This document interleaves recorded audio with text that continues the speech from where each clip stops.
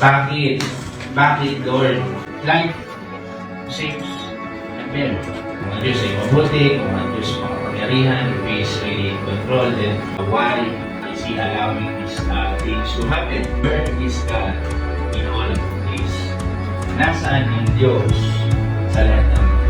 We have this tendency to make conclusion prematurely in the events of this life. It's like the apostles, when Jesus died, when they put all their hopes doon kay Jesus, to this person of Jesus, whom they thought that will really give them freedom, will give them prosperity and peace sa kanilang bayan, and then crucified na namatay. Maybe they were thinking what good may come out of this situation. It is very horrible. It is not ang hirap nito. Parang all our hopes are done, but then what good